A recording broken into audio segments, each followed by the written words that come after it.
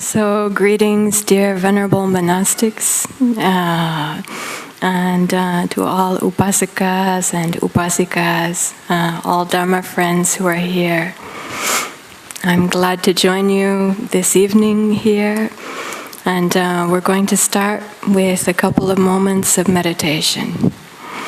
Now, this meditation is a very special one. In this meditation, nothing needs to be different than it is. So,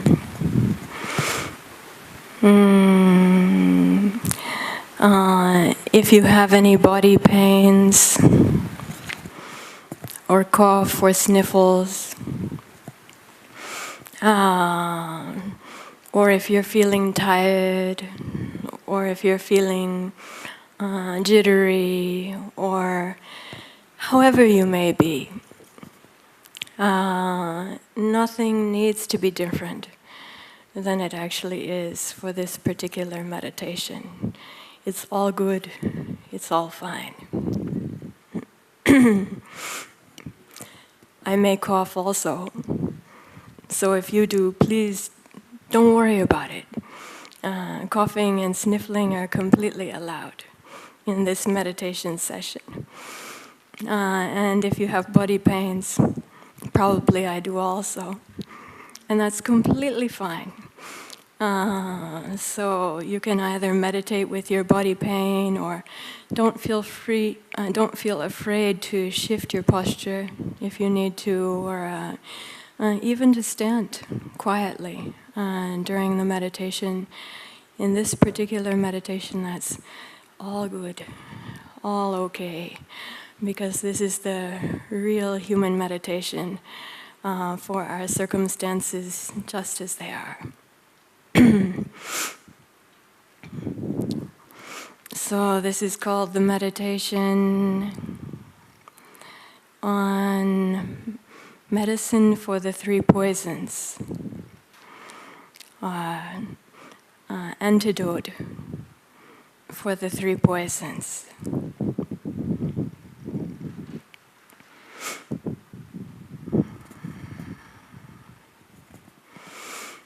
So start by finding your comfortable meditation posture.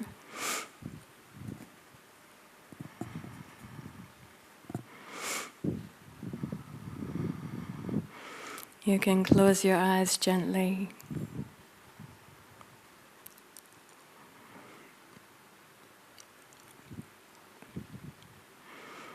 Feel the body just as it is, sitting, a sense of touch, the place your bum is touching the chair or cushion, touch of your hands on hands or legs, feeling of the flow of the breath.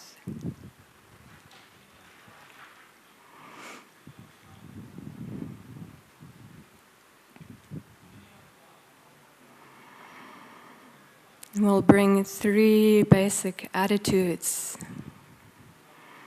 to this meditation.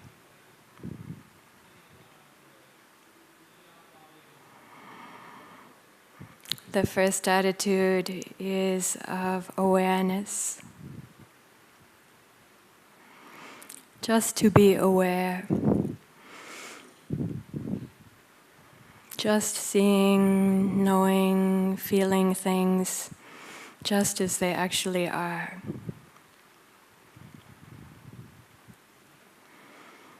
An interested awareness. Noticing what's going on. Not a grasping kind of noticing, but one that's more just recognition, to just be aware, to see, to know, to recognize.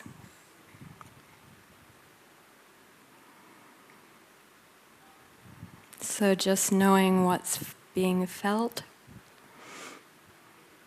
however it is. It doesn't have to be any other way.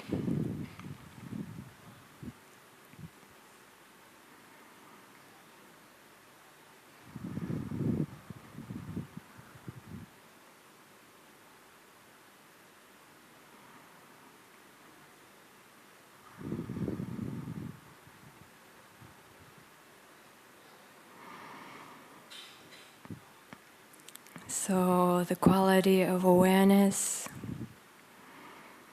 together with a heart of generosity. Generosity towards this body, feelings, mind, however the things are, an attitude of generosity.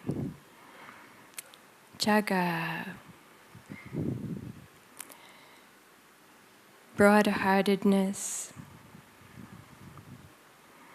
kind of open, giving attitude.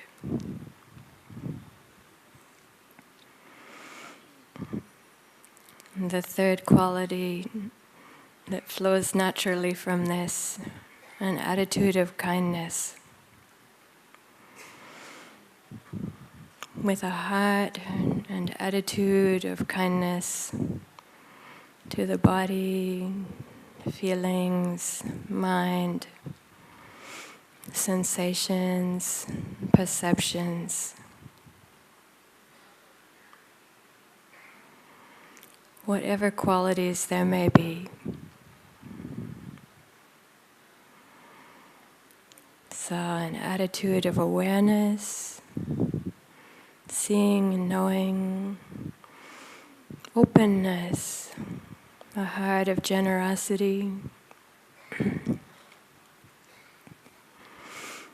and of kindness. Internally, to oneself, and also to any external perceptions. Sights, sounds, this body, the bodies of others, just as they are in nature. These bodies that grow and sicken and age, break down in myriad ways, and also with kindness. This body that brought us here today for this time of Dhamma reflection and Dhamma sharing. So kindness and generosity towards the body, feelings, mind, just as they are.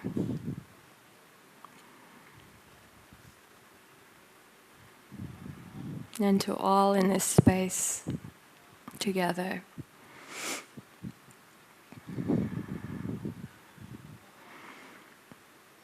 Here in Samsara together. Interested in the Dhamma.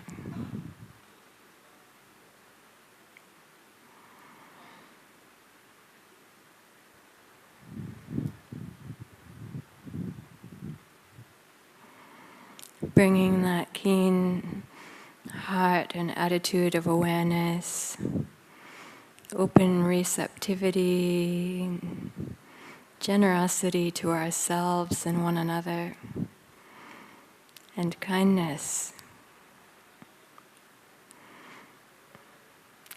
to our interest in the Dhamma, our heart for the Dhamma, interest in the path, our heart for the path.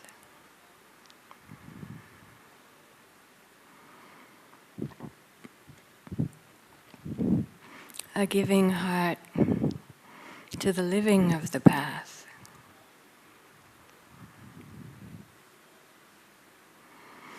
The heart that gives us what we need most, with keen awareness and interest.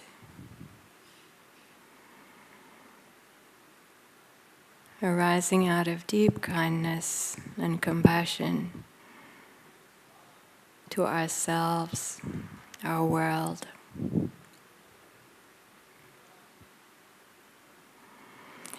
May our interest in the Dhamma be fruitful.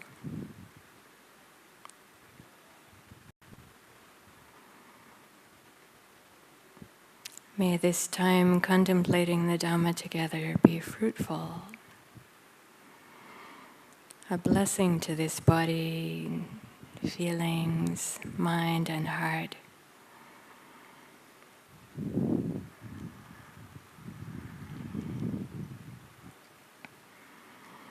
Entering them all into the bright course. Taking them out of the dark paths. And offering them into the bright paths, the bright course. What is bright? What is liberating? What is free?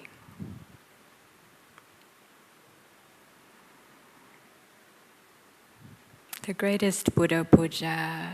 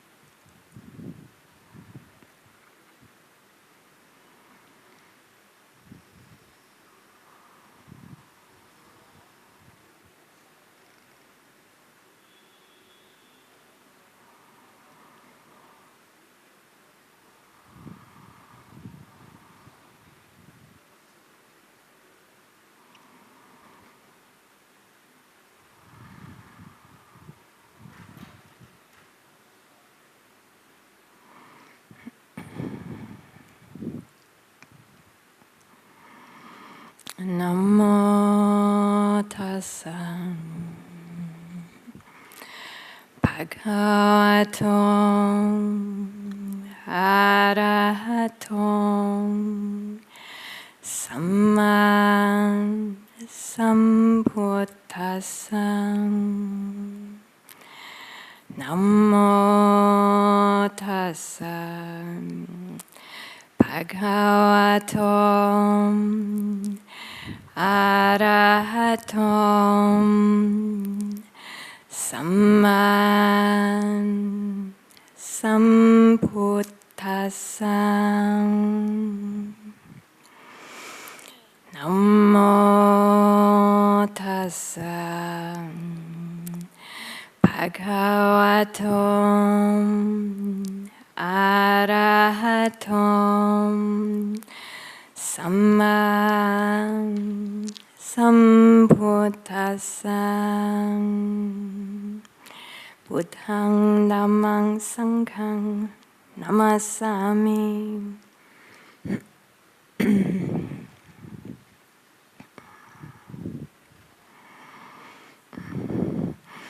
So, venerables and Dhamma friends,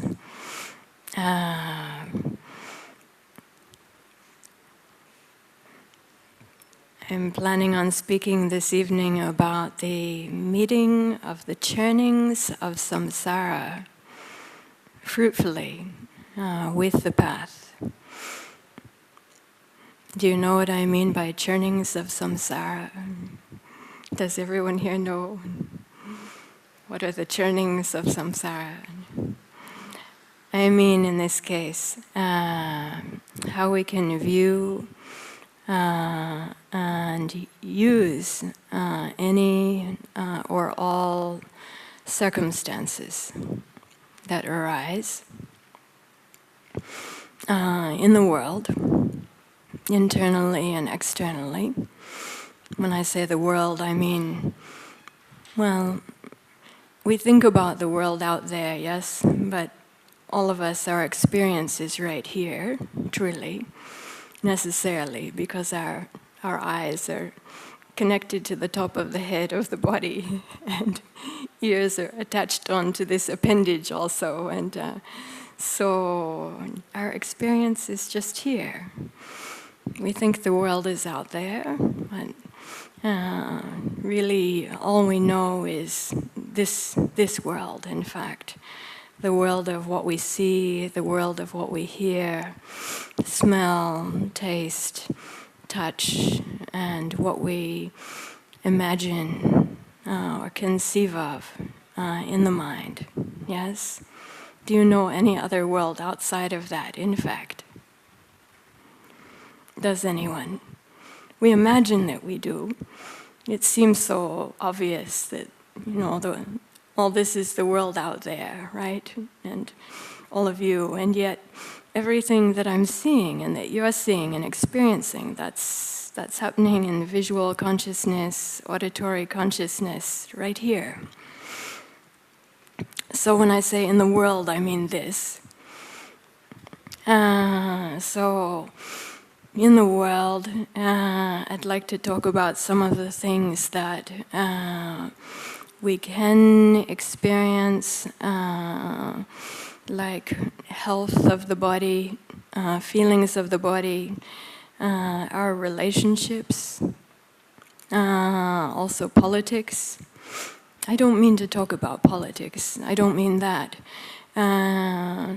But things that can be, that we perceive to be causes of pain, stress, suffering, and anxiety for ourselves.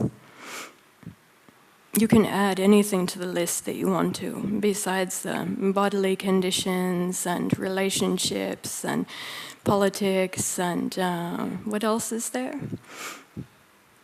Our own minds. We can recognize our own minds as being a very extremely important, perhaps the most important player in this, yes? So I'd like to take a look at all of these things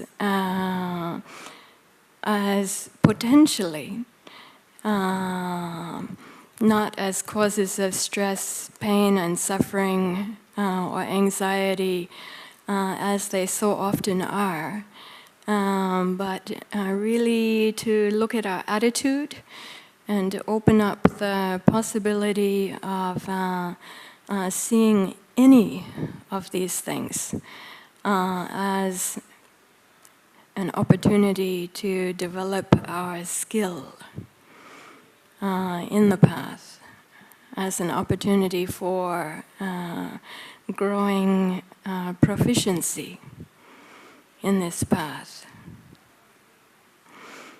for our own welfare, our welfaring, our own happiness, and then also in our feelings, our welfare is very much connected to others, but I want to talk about our own experience first, that, and then it just secondarily, then necessarily connects with all of our relationships with one another and all of our choices and our actions in the world, yes? So I'll share with you 3 signs. This is from the journey here today, coming here, you may have seen such signs also on your way here. The first one, we were still on the Bolgoda River in Moratuwa, and getting ready to depart. Across the river, on the loudspeakers, echoing throughout the whole area, I heard a plaintive song. I couldn't tell what the lady was singing. I couldn't tell, is it a love song? Or is she broken-hearted? Or is it a song of great mourning and great loss? A plaintive tune. Is she thinking about the past with longing or grief? Is she imagining the future, what is not yet to come, with longing or with grief? A plaintive song echoing as the breezes carried it over the Bolgoda Ganga, flowing then southwards, out towards the ocean. This was the first sign. Then the second sign. Along the drive here, I saw many billboards. There was one billboard, one large one, like high up above the roadway, that caught my eye. This billboard has a car, looks like a speeding racing car, like kind of leaping over something. I don't know what it's leaping over. And what did it say? Huh? What? No, the slogan.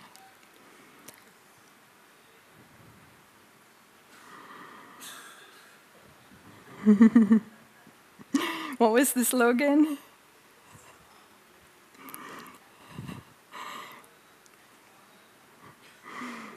Who is with me? Do you remember? The slogan, Dhammika, are you here? No, the slogan.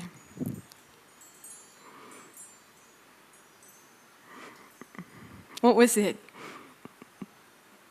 The experience that never ends, or? So there's this leaping race car, and then the slogan, the catchphrase.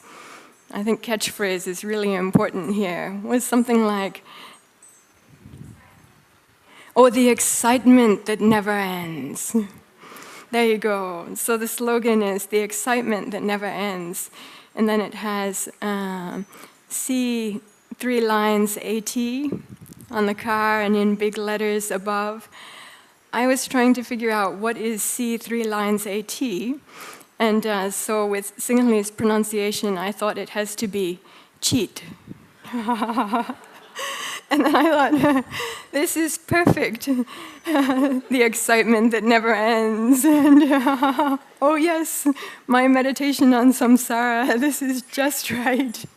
In fact, and then it just says cheat on the side of the car and then above. But then the driver explained to me that it's Seat, which is the tire company, yes? But I thought cheat is so perfect. The experience that never ends. So this was the second sign. Then arriving in the place where we had a little bit of rest before coming over, when I walked in, walking into the room, there was a book on the shelf that caught my eye immediately. And the title of the book in bold on the end of the book was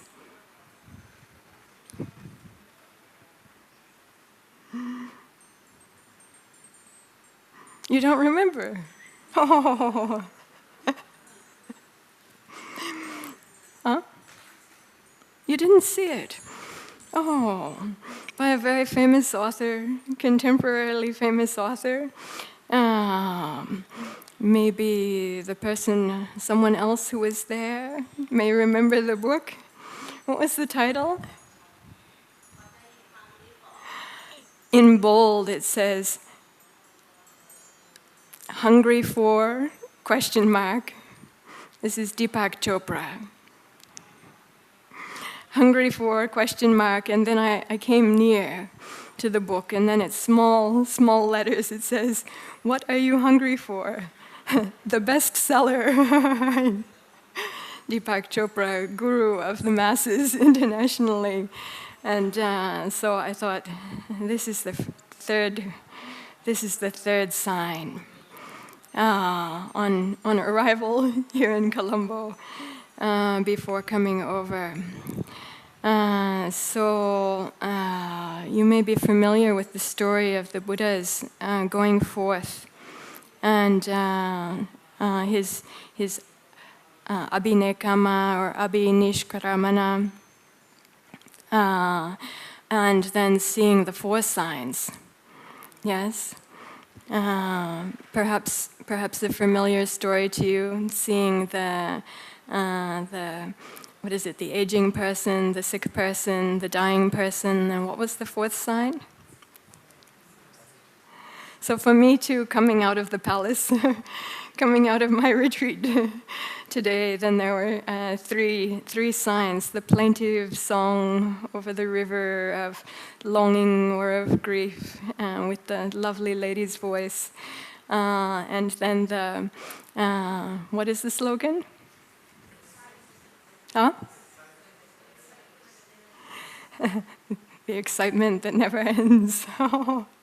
Cheat. Siat. I don't mean siat as a cheat, but the excitement that never ends. And then the third sign, what are you hungry for?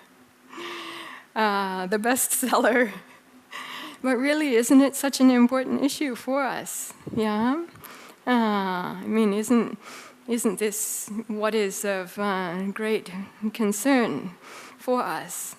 So I thought it's really perfect. And now we come to the fourth sign, yes?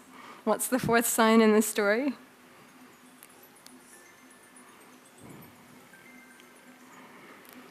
What is the fourth sign in the story?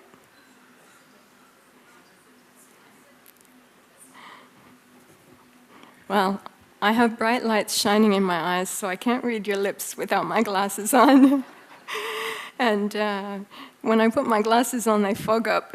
So, what's the fourth sign?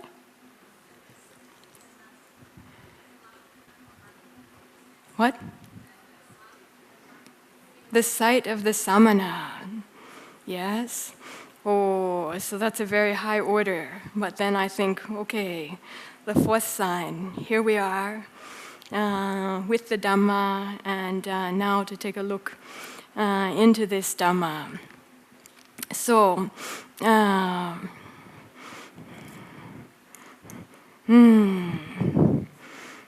Dhamma drums. The meditation that we started with was one on attitude, 3 attitudes that are antidotes for or medicine for the 3 poisons. The 3 poisons, the first one of awareness being the really enormous one, the seeing and knowing, an antidote for ignorance. And then that heart of generosity, that mind, that attitude of generosity, an antidote for greed, and an antidote for lack.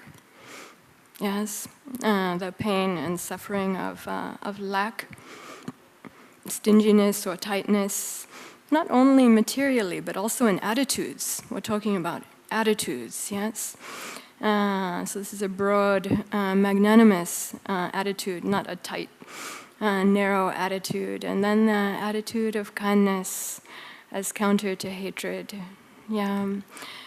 So attitude. And for what I've chosen to speak about today, I feel like attitude really actually is the key point, because it's about a revolution of attitude, not the ordinary attitude where we're born into the world and there are many conditions in the world And those conditions are like streams or like floods that just carry us along. We get sucked into them, and then we can feel like we're at the mercy of all of the conditions.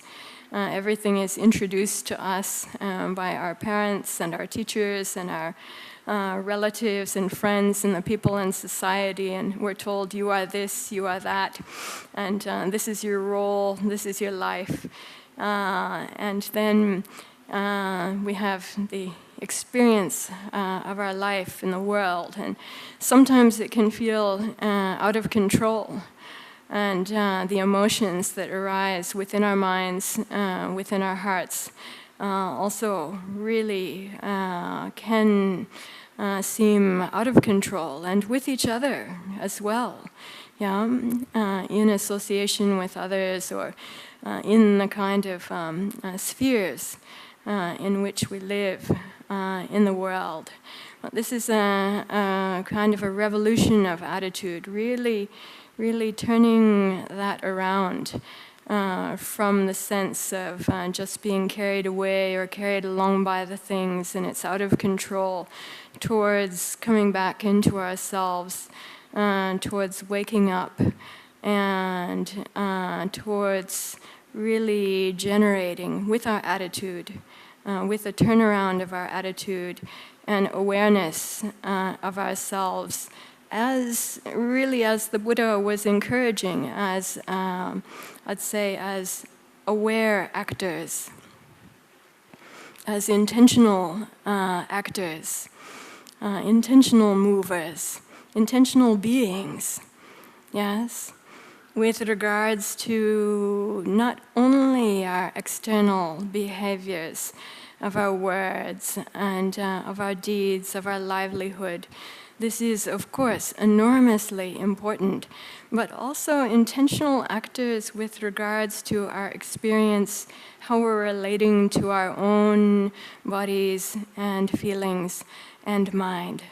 Are we speaking nicely to others, but are we harboring sorrow, pain, stress, worry, and grief in our own hearts?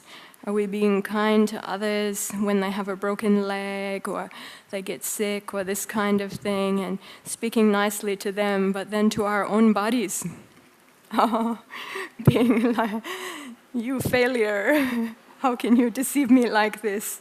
How can you fail me like this? And or even thinking like we want to sit and meditate very nicely, and then we blame our hip, and we blame our knee, and we blame our back, and because of you, darn knee, because of you, my meditation is lousy, and because of my back, and because of my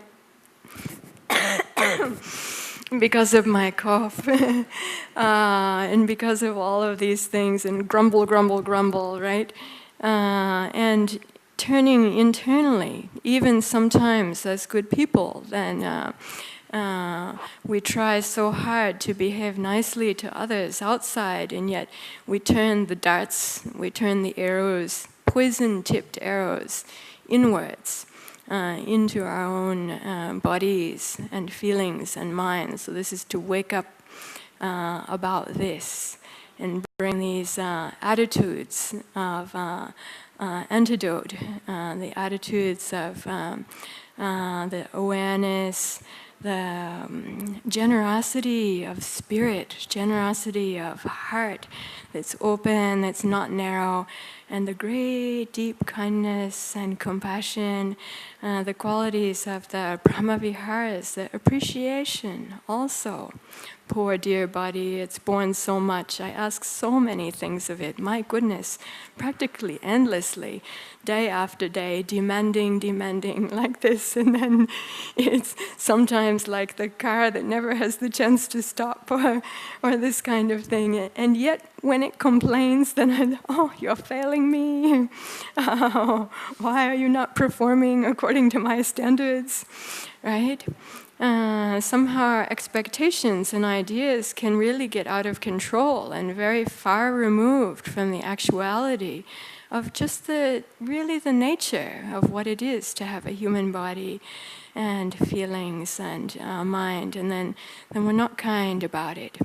We can be very narrow-minded and negative, and or try to distract ourselves and take our mind.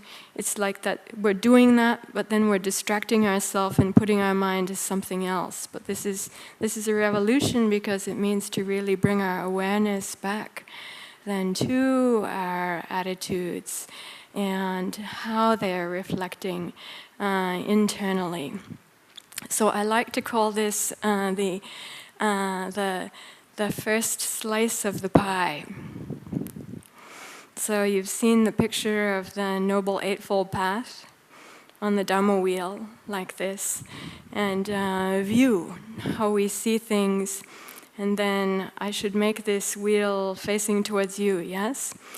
So the slice of the pie is going to come right here. Now, the person who gets the first slice of the pie is the very special one, yes? No? Who gets the first slice of the cake? Who gets it? Yes? Isn't it the special one? The honored one? The one who's being celebrated, yeah? So here, this is for us. Today, this evening, we are the special one, we are the honored one, we are the celebrated one, and we're going to be looking at and opening up and giving to you the first slice of the pie, first slice of the cake. And so we start at the top with our view, how we're seeing things, and just awareness for how we're seeing things. And then the next fold is our motivation, our intention, right? Our attitude of, well, I'm jumping ahead of myself. Actually, our motivation, our intention, how we're using our mind. So I'd like to call this first slice of the Dhamma wheel cake here, the slice of right attitude. And take a look at that. And think about also the resolve to generate. What does right mean? We have a meditation center where I normally live in Northern California called Spirit Rock, after the name of the rock that was there before the meditation center came. And to enter in, then you have to actually walk around a turnstile that has the Dhamma wheel on it. And you have to hold on to, on the turnstile, you have to hold on to one of the spokes of the Dhamma wheel and then turn it to enter into the main area of the meditation center. I really like this method. It's an adaptation of the prayer wheel method, but it's a Noble Eightfold Path wheel. So you have to grab one of the spokes and turn it in order to go inside. All of them are called wise. So there's wise view, wise intention. What's after that? Wise speech, wise action. So Samma has been translated there as wise. So I'd like to also call this slice of the cake wise attitude. So Samma in terms of attitude, right attitude, wise attitude. And just to open up the question for ourselves, if we have a choice, if we can be intentional about our attitudes, recognizing how fundamental our attitudes are in our experience, how crucial, how key they are. Really, they are right at the top there. They are in the place of that very first slice of cake. They really, they get all the honors and the glory. Or, depending on how we're keeping our attitudes, they get something else, but it's still foremost for us. It's still first. That's the slice of cake that we are eating every day. Every moment, every time. No matter what someone puts on our plate, that is the one that we are, in fact, taking ourself. Whatever we're seeing, whatever we're hearing, whatever we're smelling or tasting, I'm talking about cakes, so it might seem like tasting, but I'm talking about actually the food of all of the sense bases, the entire food of our body and mind, the food of our experience, which is, like the question of the third sign, what are we hungry for? This is what's going on with our human life, yes? We are consuming and metabolizing our sights, sounds, smells, tastes, physical sensations, and what we have going on in our mind all the time. But how? How are we consuming? How are we metabolizing that? And then what are we producing from that? Yes? So bringing then intentionality, full awareness and intentionality to this, and recognizing that we do completely, each one of us as free human beings, we do have choice in this. Our views, our intentions, this attitude slice is all completely, this part is completely within our own domain for intentionality, for choicefulness. And as the way the Noble Eightfold Path works, this is a path for cultivation, to generate the attitudes of the path, the attitude of the path really in ourself, choicefully, to give rise to that, to generate that, then to cultivate, to nurture, to grow, to develop that, yes? And then by ourselves we will experience the flowers and we will experience the fruit of what we have cultivated, because that's nature. That's nature. That's how it works. That will be our inheritance that we ourselves experience, and it will also be the inheritance that we give to our children and our grandchildren. It will be the inheritance that we offer to the world. Yes? What could be more valuable? What could be more important?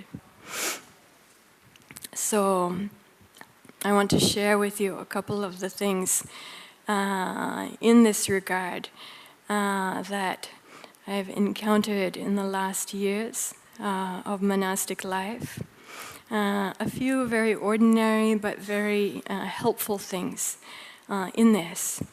All of you are familiar with Parita chanting, Pirit? Anybody not familiar with it?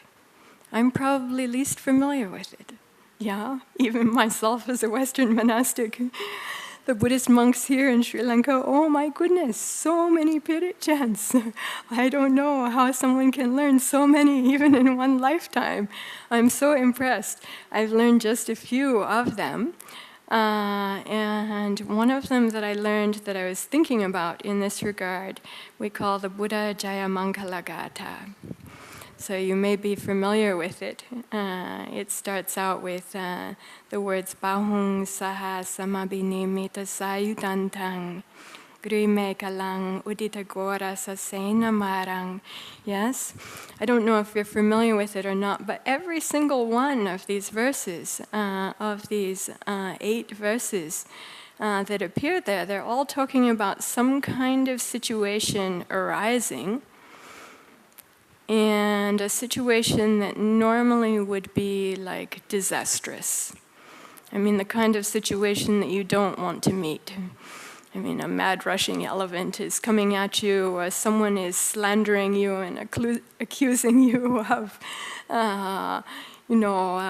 horrible things, and or really challenging you in a way, or so many things like this. Is such a great list of all of the things that you probably would never wish to experience in your life and hope never happen to you. And yet it's so wonderful because it gives then antidotes right then and there for each of these. In the example of the Buddha's life, So the question arises for each one of these, is that just for our reverence? Is that just for our worship and for our veneration? The Buddha was so great, that's really excellent that he responded in that kind of way. Mad rushing elephant was there and he's putting out loving kindness, and then the elephant is like so peaceful and nice and it's so revered, what a beautiful and great example, yes? But as an example, then what does that mean for us if we're to internalize this? So this is one of the things that I found then so useful in actually, sometimes I felt like not chanting these things again and again. Sometimes I felt I'd much rather just sit quietly and meditate, and do I have to memorize so many Pali verses and this kind of thing, yes? Other Western monastics and some international monastics might also sometimes feel likewise. Might be that some Sinhalese monastics very inclined to meditation might sometimes feel likewise too, I don't know. But sometimes I felt like that. And yet there's something in there that seems like an important message. And this is about the arising of the attitude. Whatever comes, come what may, I will meet that with Dhamma. There is Dhamma here in this path through which I can meet this and transform that situation, turn it around in the way that I have these profound examples there, and chanting it time by time, not only just mouthing the verses, and not only just as an act of veneration, but really, I think, actually, in a way, when our hearts are very wonderful in terms of like really feeling honor and veneration, sometimes there's the way that that can slip and get into our own hearts. It's like opening up through our appreciation, through our admiration, then it can come in and kind of come alive in us, turn on in ourselves. I have the idea, this is what this is for. As far as I know, the Buddha does not need my veneration at this time. As far as I understand it from all of the years of doctrinal teaching, and if it's not for the Buddha, then who is it for? And then I just have to turn it right back around in my face, and then it's just there, and this is for you. This is for you to understand something. This is for you, for your path. This has been passed down as something, inheritance from the Buddha, for you to take in and unwrap and open up, take into your heart and to use for yourself. So I'll tell you something that you probably will never see in a Pali Sutta, but has been part of our monastic training, that's very much along these lines, that I've also found very useful. This is about the 84,000. Have you ever heard of the 84,000? Like 84,000 Dhammakandas, and then there's 84,000 this and 84,000 that, and there's 84,000 kshana, 84,000 moments of awareness in a day, and this kind of thing. And even there's the way that it plays out that there are 84,000 defilements. Wow!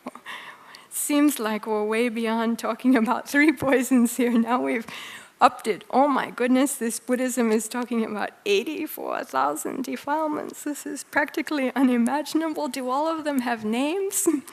And yet, in our daily experience, 84,000 defilements we can see quite easily, even if we don't look internally. All we have to do is look outside in the world, and we can see 84,000 defilements very easily. We can count them in other people and in the politics and all these things. We can count them everywhere, every day. Just open up the newspaper, and you can just start on page 1 and start counting the words. And you see 84,000 defilements by page 10. I already got it. So easy to find the 84,000 defilements, but the 84,000 defilements have a match, which is the great thing, according to this teaching. So 84,000 defilements are matched with, are perfectly met with 84,000 Dhamma doors, or Dhamma pariyaya. What are pariyaya? Aneka pariyayena, mentioned so many times in the suttas. The Buddha is saying, Aneka pariyayena, by so many means, by so many skillful means and expedient means, I have expounded the Dhamma. Yes, this is the Aneka. I think it's a word in Sinhalese also, yes? No? What does it mean? Infinite, very many, extremely many, really a lot, so many. In this case, up to match 84,000. So for every single one of those 84,000 defilements, then you have a Dhamma pariyaya, you have a Dhamma means, a Dhamma method, a Dhamma door to match it.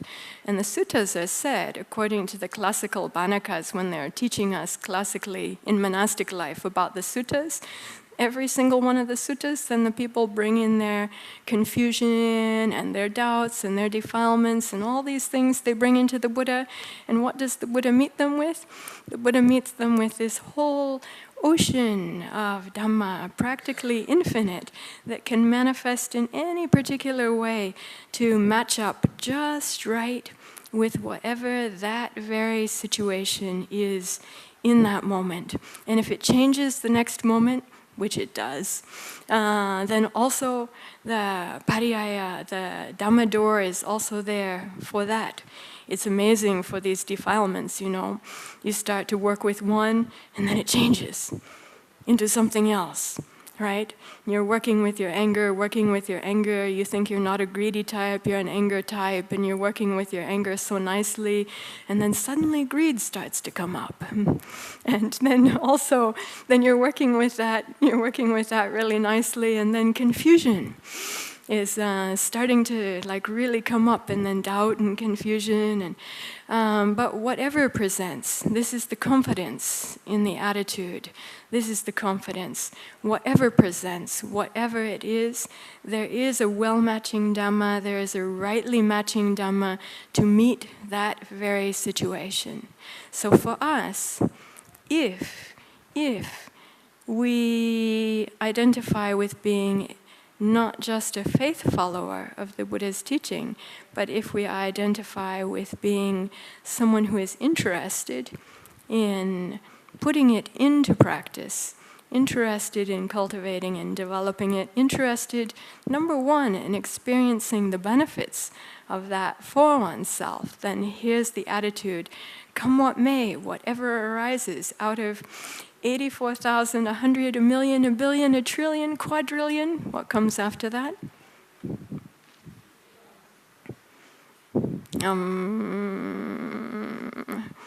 I thought, no, you know, I'm a native English speaker, but sometimes the people in Colombo know English even better than me, yes? So what comes after that, I'm not sure. But really infinitely, as much as you can imagine. And it's a kind of a principle, because this is a human Dhamma, and all of these things are within our human bodies and feelings and minds, that whatever comes up in the human mind, whatever comes up in these kinds of bodies, then the Dhamma is able to match with that. There is the Dhamma that's like just the perfect match for that we can pick up and engage and go forward with. I don't mean just when I say go forward, let me turn this also back to us, into our own bodies and into our own minds and hearts, to go forward with this, yes, with this, the world as we experience it, yeah, right within the realm of our experience. So, this attitude, the first slice of pie or the first slice of the cake, and the courage that comes with it. Yes? Because I found for myself it really, such an attitude really does give rise to courage and a sense of capability and wherewithal And I find this so suitable, so proper as a hallmark of the Buddhist teaching, because this isn't just about worshipping the correct deity, and then that's going to make everything okay for you, or doing the correct rite and ritual, and that's going to solve everything or make you safe. It's not just about these things, but this actually is so much more respect. This Dhamma has so much more respect for our abilities and our capabilities as human beings to awaken, to live intentionally, and to apply the Dhamma to all kinds of things fruitfully for ourselves. Yes?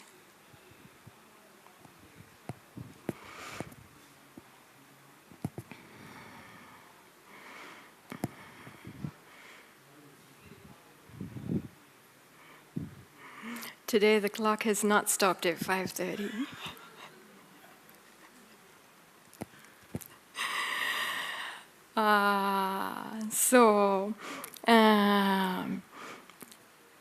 Did you all receive some paper when you came in? What do you have? Yes? May I know?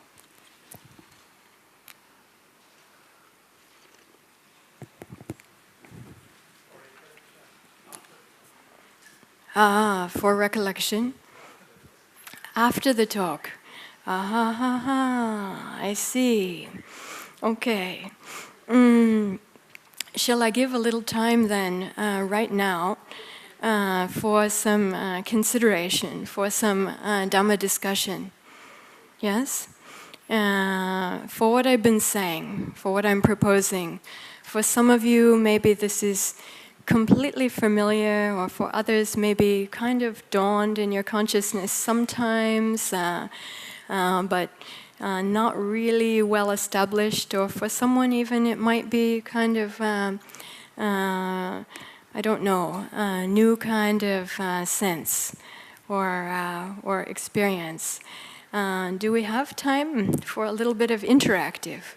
Yes? Let me offer some interactive time then. Does anyone have any question about this, or something that you would especially like to share or like to say about this?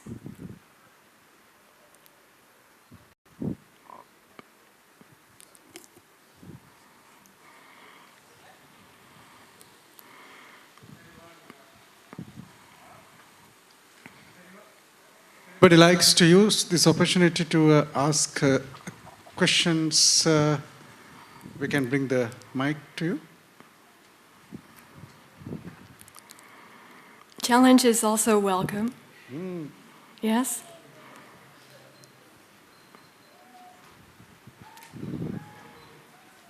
Yeah? Anybody who wants to ask questions? I'll bring the mic. Venerable monastics also welcome. Yeah.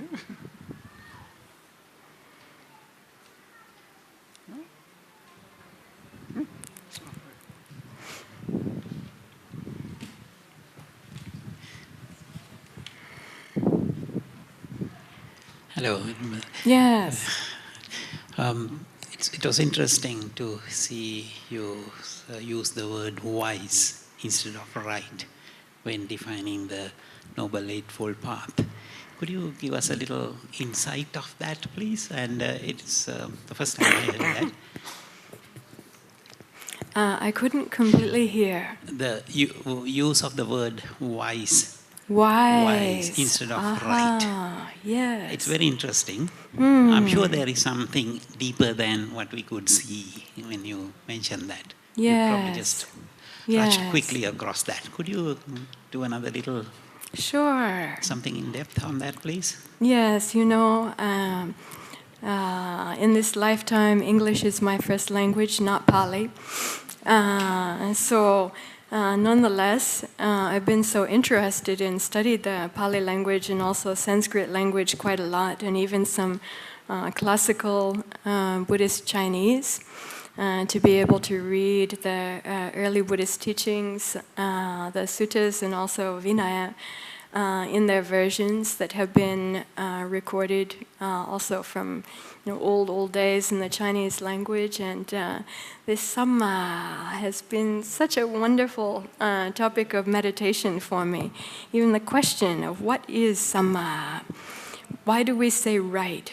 What does it mean to be right? Yes?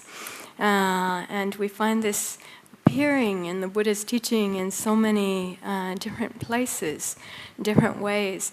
Even one of our newest monastics in the United States, she's a Euro-American lady, who for quite a while has worked as a manager at a very famous retreat center in the United States. I'm not sure if you've heard about the Insight Meditation Society, Forest Refuge, Berry Center for Buddhist Studies. It's one of the very enormous groups of Buddhist institutions that have grown up in the United States, largely teaching and sharing Theravada Buddhist Dhamma and meditation, a strong focus on meditation. Actually, I would like to see really I've seen this real upswell, upsurge, revival of meditation practices spreading out very widely in the time that I've been in monastic life. And I've also seen the study of the early Buddhist texts, the suttas and the panya part, also just really opening up and being shared with the masses. And the early Buddhist teaching has just become so accessible now to people in a way that's practically unprecedented. But I would like to see a revival of, at least equal revival of sila. I don't just mean the 5 precepts. When I say sila also, for the Eightfold Path that I was drawing here in the air in front of you, then this part, this slice of the pie that was there is actually, it's connecting the panya aspect with our views, with the sila aspect and the whole sila group in the path, which really, the sila includes all of our intentions, all of our motivations, everything that we make really with awareness or with intentionality, means when we're awake, in our minds, yes, as well as all of our speech, as well as all of our bodily actions. They fall within this group, yes? So that seems quite large, doesn't it? I mean, it's much, much broader than just the 5 precepts, or just 8 precepts, or 10 precepts, or way broader than even 311 precepts of the Bhikkhuni Patimokkha that we're striving to train ourselves with. 311 seems like quite a lot. It's so much to memorize, and then also to try to be mindful and train oneself with, and yet actually it's just a tiny, tiny fraction of the enormous ocean of possibility for sila. Because really, whatever contexts there are, internal or external, what kind of intention and what kind of attitude arises with regards to those contacts, that is the basis of sila. Yes? What quality it has. And then whatever verbal fabrications we proliferate, whether they come out of our mouth or whether we're just talking to ourselves, also, yes? And then all of our intentional physical actions. So what kind of intention, what kind of attitude, what kind of motivation is there, and then what is the quality of that action, is all there. It's like a great ocean. Then we can understand, yes, how the sila really, really can be such an important part, really, of an awakening life. Because you have to be that awake, right? or you can become that awake. The 84,000, and talking about 84,000 moments of awareness, this is not just a teaching coincidence. I mean, it's an intentional coincidence. For every moment of awareness that we have, in a fraction of a second, we're able to be choiceful about what kind of response.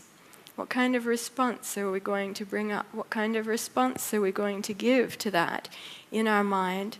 And yet, it's not just our speech, not just our physical behavior.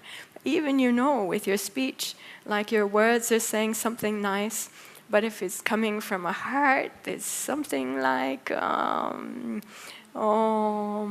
has some kind of corruption in it. Some kind of defilement or some kind of kilesa is there, then even you're trying to say something nice and do something nice, but somehow in your own experience, it doesn't feel completely like that. It feels tainted.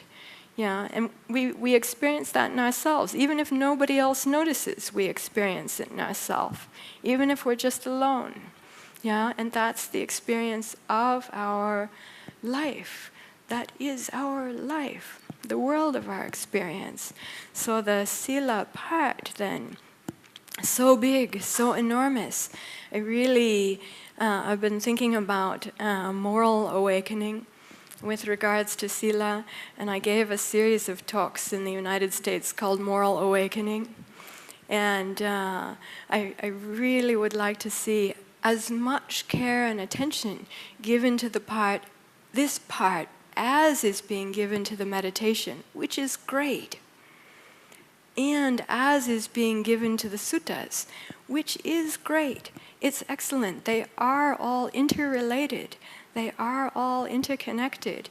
If you're a meditator and you're studying the suttas and you feel like you've come to a kind of like not progressing further and you'd like to progress further, take a deep look at the sila part and see if there's something you can do with that. It's not only in the time of your meditation, but your mindfulness will support that.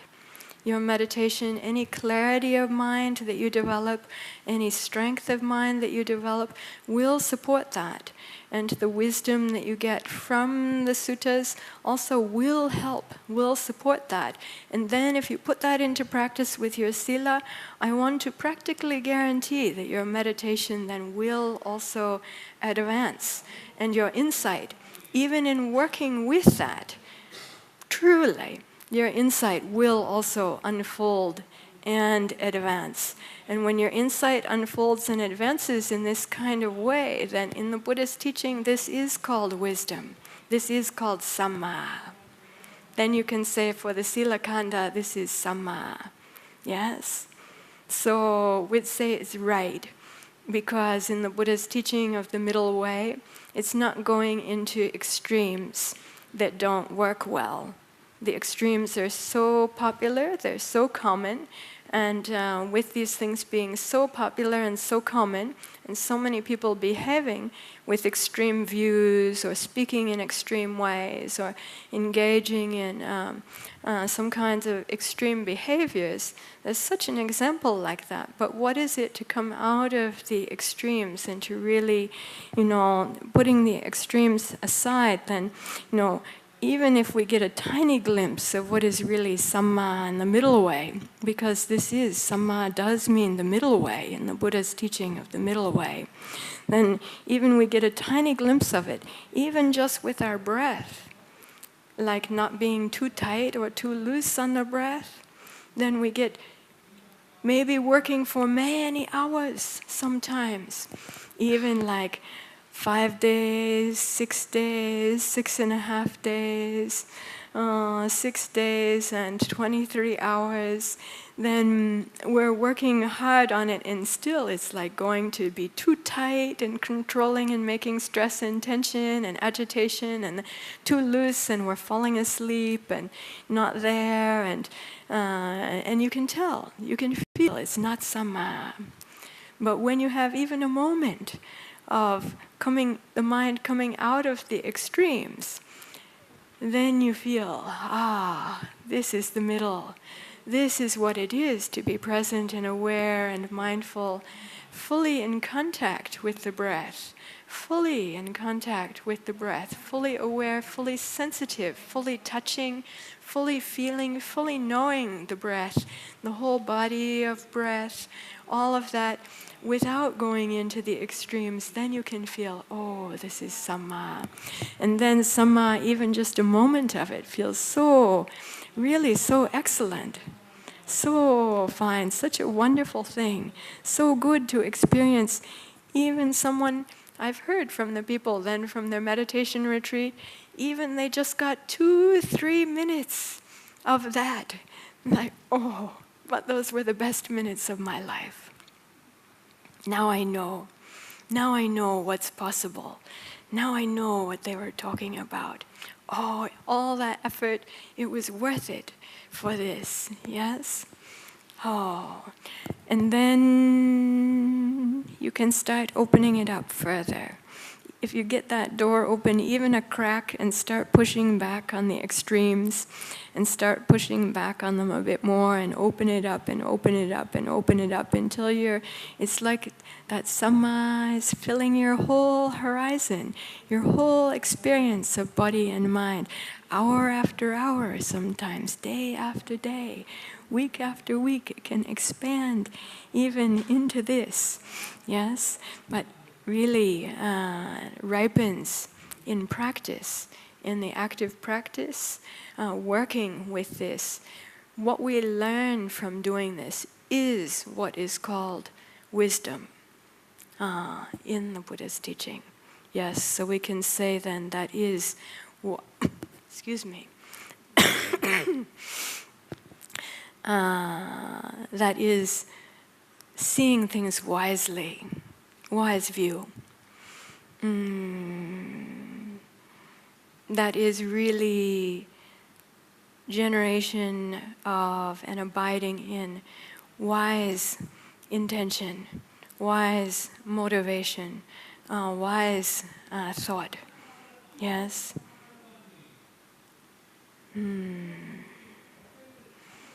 Does it speak to your question? Yes, yes. Oh. Thank you very much. So Samma becoming wisdom is, I'd say, a kind of a natural inference. And for those who have really practiced with this, then you'd say completely, yes, that's right. That is.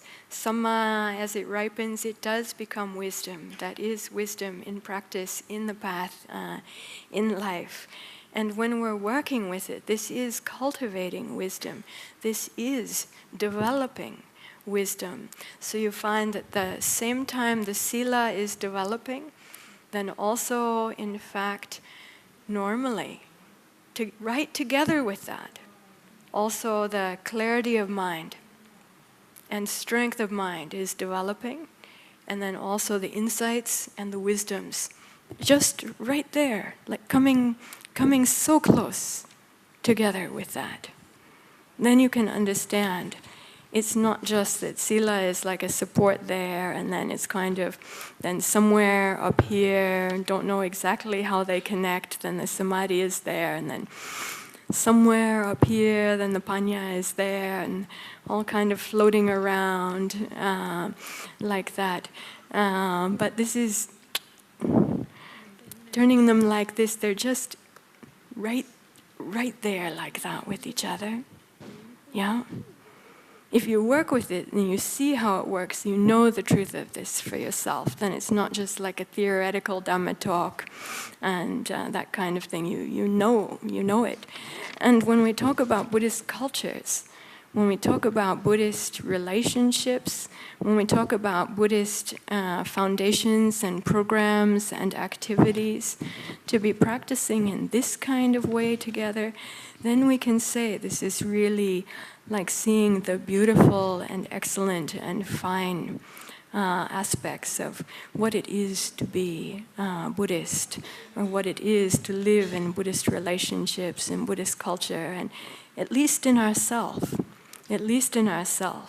we'll know, this is the excellent, this is what is excellent about this practice for me in my life. I can see how the path works. I got it, right? You can say, for yourself. And be clear about that. And then not be doubtful and confused about so many people saying this and that and doing this and that kind of thing. You just be, you're clear in yourself and you have the dedication well established in yourself. Yes? Even as an aditan. Which brings me to this time. So, in the United States, we love to celebrate the New Year around January 1. My New Year is January 7. My talk last year was on January 7, and it's the anniversary of my entering into monastic life. So now we're in the week, we're in that time. So I feel like for me too, this is my New Year time. We love to make resolutions for the New Year. And I found one in the Buddha's teaching that's related to what we were just talking about. And I find it really an excellent, noble, and worthy one for being a practitioner and cultivator of the Buddha's teaching. Very clear, very direct, very excellent to take as a resolution or as a aditan or adhisthana in oneself. I'd say like to ground and establish oneself in this path. Do you have a page that has the aditan on it? If you don't worry about it. You can listen. Thanks so much to who offered the printing of this. This is just because sometimes I talk about these things in a Dhamma talk, and then afterwards, 5, 10, 15, 20, 50, 100 people will want to know what text was that afterwards, and can I have a copy? So thanks to who offered the copies here for you. So I invite you, if you would like, to join me in taking this as a New Year's resolution or as a whole life resolution, or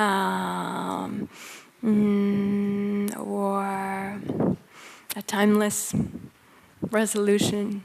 Because with this kind of courage, we can say, whatever it takes, however long it takes, this meeting, whatever arises, whatever is occurring with the Dhamma, giving myself the gift of the Dhamma to put that into practice in each and every situation, we can go easily into timelessness and also in a way free our hearts by doing so. Because we just say, whatever it takes, however long it takes. Yes? However long it takes. If I can be done with this in this lifetime, I'm happy.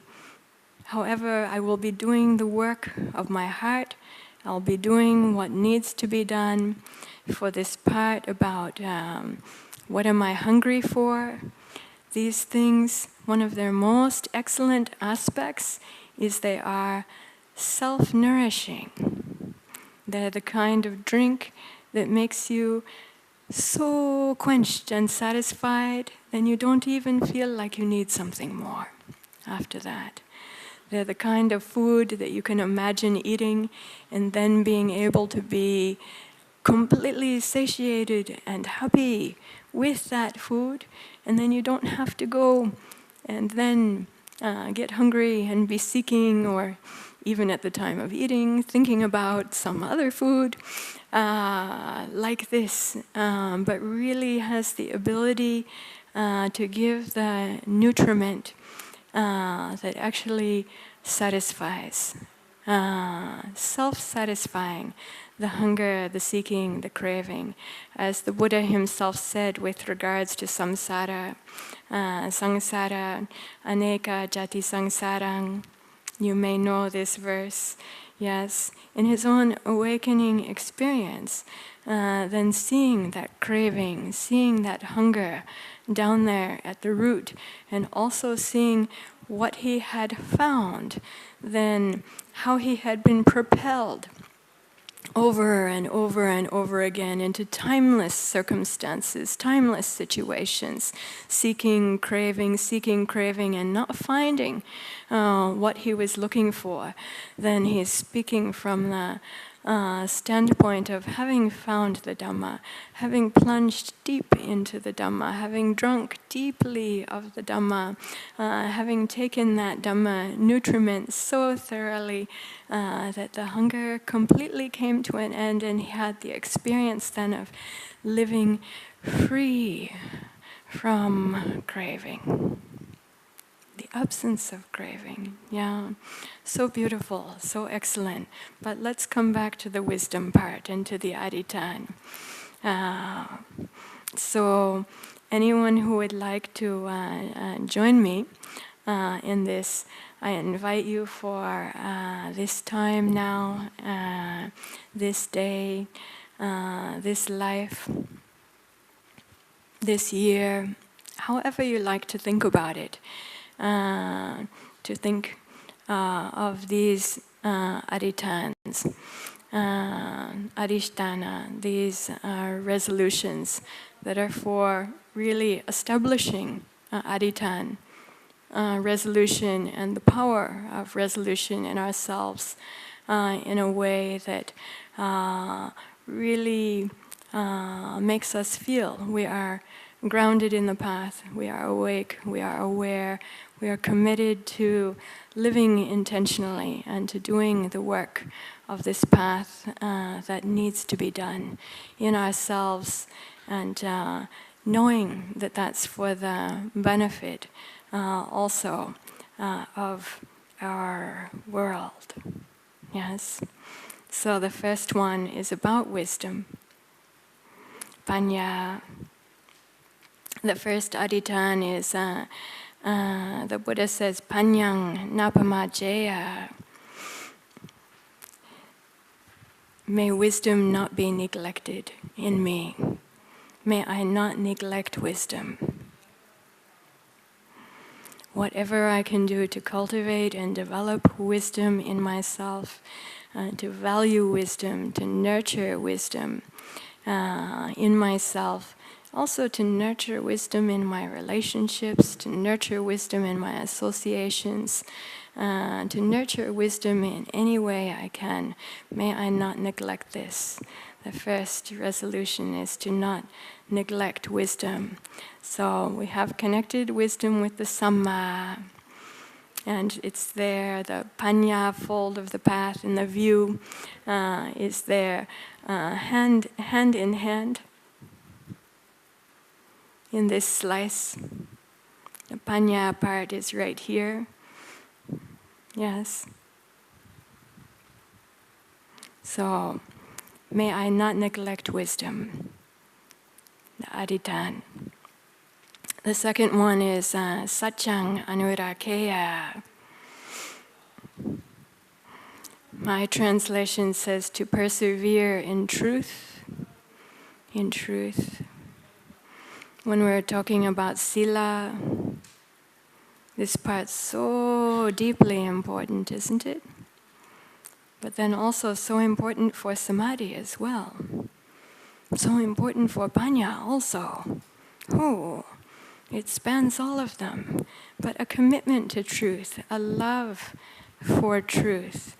The heart, anurakeya, is like to be a guardian of truth, a protector of truth, but not just outside, but really to see and know truth in ourselves, to be clear with ourselves, to be honest with ourselves, to be willing to see and know things as they truly, actually are, ending ignorance.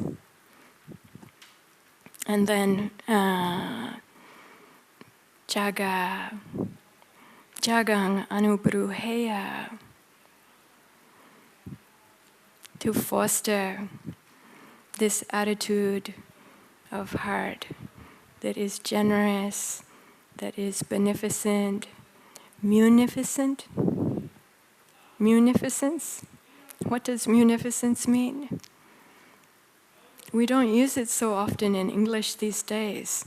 Beneficence we're not using so much, but it's such a good word. Such an excellent word. And munificence also. Munificence, to be broad-hearted, to be great-hearted. Generous attitude.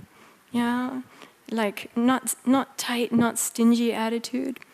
There, right in the beginning of our meditation, this part, we were talking about this antidote to the poison, yes, an attitude to apply not only externally, certainly externally in our attitudes, in our words, in our behaviors, but also internally.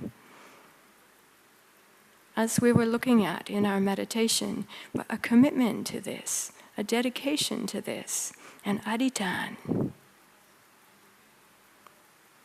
worthy of Buddhist people.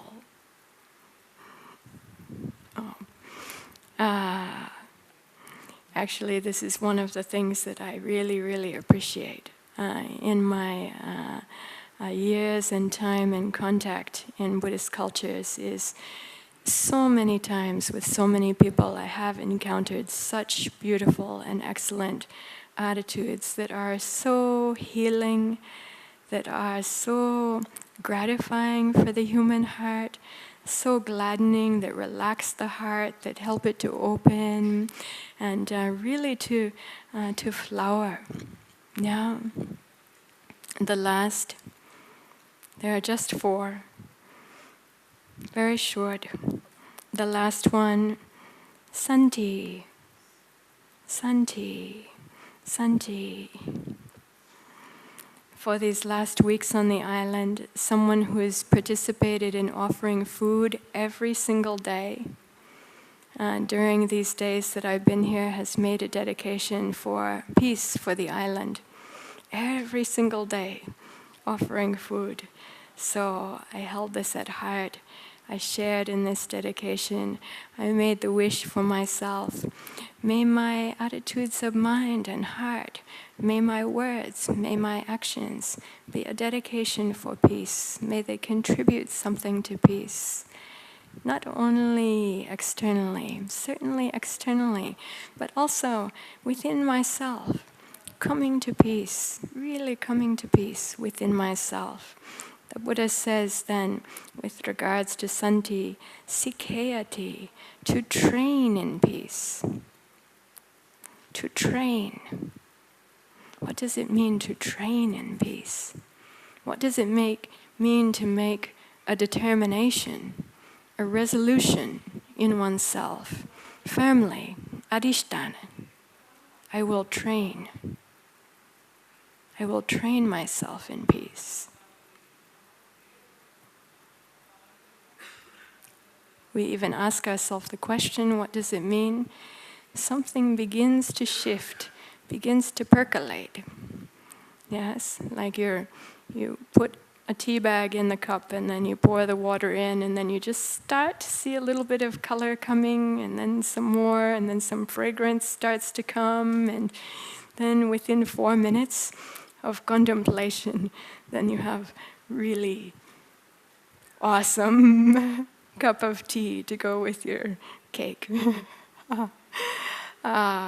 So now you might think I'm hungry. But this is the drink of the Dhamma. This is the nutriment of the Dhamma. Most excellent, most excellent. So to train oneself in peace, these 4. So a determination to not neglect wisdom, to persevere in truth, to foster munificence, and to train in peace. These ambrosial sweet words, nutritious, healthy, beautiful, excellent words of Dhamma, establishing with adhitan also a basis of excellent attitude in us, an attitude of sila, an attitude of wisdom and of clarity, and of the intentional life, fruitful life, wise life, well lived. So, New Year's resolution together with all of you. And now I'd like to invite you to join me in chanting. It's said that even if you can't do anything else, or even if you can do only one thing, well, the Buddha was really great about this. There's one thing that's mindfulness. There's one thing that's nutriment. There's also one thing that is about metta, loving kindness.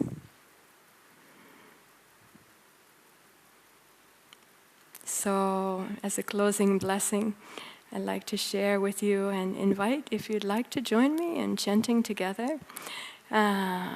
Many of us have learned metta according to a pattern taught by some of the great Burmese Vipassana masters. Metta to ourselves, metta to our loved ones, to all those that we don't know, to all those who are our karmic debtors, or those that we dislike or have issues with, those that we're in conflict with. But this is metta from the suttas, repeated in the suttas again and again. And this is metta as a liberating quality of mind and heart. Not bounded, but opening it up, vast, broad, unlimited. And we like to say to all as to oneself. So these lights that are shining in here, we see them radiating out in various directions. So for this blessing, we take this body as the center point of our world. And then we open up the quarter in front of our eyes as the first quarter. Then we go around, and my arms don't quite go there, but opening up this side of the body. Then from the back, if you close your eyes, maybe you can see that direction. And then this direction until you've come all around, then also above, opening up above, shining your metta, your loving kindness, your compassion. This text says gladness. I also like appreciation. And then also upekkha. I like to think in this context of that quality that is able to touch and hold absolutely everything, unlimited, and also able to pass through absolutely everything. Even the quality that can make the metta unlimited and the compassion unlimited. So this will be a blessing for ourselves, for one another, for all living beings, for the entire island. Also the beautiful blue seas surrounding the island, all the beings of the air and our entire biosphere above, all the oceans and waters, all of the lands, the great earth itself, unlimited, unbounded, unlimited, to all as to myself. You're welcome to join me. If you'd like to chant together, this is blessing ourselves. Metta from the suttas, abundant, exalted, immeasurable.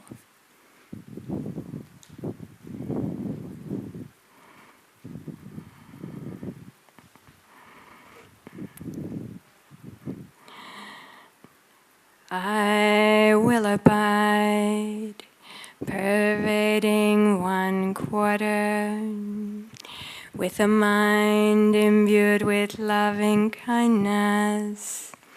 Likewise the 2nd, likewise the 3rd, likewise the 4th, so above and below, around and everywhere, and to all as to myself, I will abide, pervading the all-encompassing world, with a mind imbued with loving kindness, abundant, exalted, immeasurable, without hostility and without ill will.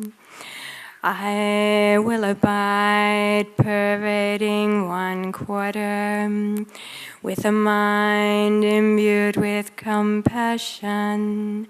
Likewise the 2nd, likewise the 3rd, likewise the 4th, so above and below, around and everywhere, and to all as to myself, I will abide, pervading the all-encompassing world, with a mind imbued with compassion, abundant, exalted, immeasurable, without hostility and without ill will. I will abide, pervading 1/4, with a mind imbued with gladness. Likewise the 2nd, likewise the 3rd, likewise the 4th, so above and below, around and everywhere, and to all as to myself, I will abide, pervading the all-encompassing world, with a mind imbued with gladness, abundant, exalted, immeasurable, without hostility and without ill will. I will abide, pervading 1/4, with a mind imbued with equanimity. Likewise the 2nd, likewise the 3rd, likewise the 4th, so above and below, around and everywhere, and to all as to myself, I will abide, pervading the all-encompassing world, with a mind imbued with equanimity, abundant, exalted, immeasurable, without hostility and without ill will. Sadhu, sadhu, sadhu.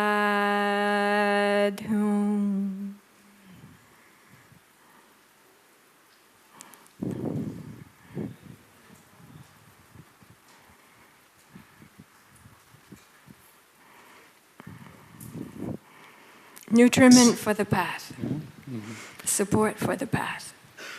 It was most wonderful, and she's leaving on the 15th to Anuradhapura, tomorrow to Anuradhapura, and 16th she's planning to go to Bodh Gaya. Before we wish her a safe and comfortable journey, we would like to take this opportunity to thank all those who made her visit possible in numerous ways, in all kinds and good thoughts. And to all of you, much merit. And may I please invite all of you to join chanting Bhavatu Sabba Mangalam as a blessing to Ayya Tathaaloka. Bhavatu Sabba Mangalam Rakhantu Sabba Devata Sabba Buddhanu Bhavena Sada Sutti Bhavantu Te Bhavatu Sabba Mangalam Rakhantu Sabba Devata Sabba Dhammanu Bhavena Sada Sutti Bhavantu Te Bhavatu Sabba Mangalam Rakhantu Sabba Devata Sabba Sanghanu Bhavena Sada Sutti Bhavantu Te. Sadhu, sadhu, sadhu. Sadhu, sadhu. Anumodami. Thanks for sharing this time of Dhamma contemplation together. May it be fruitful for us. May it be fruitful for us.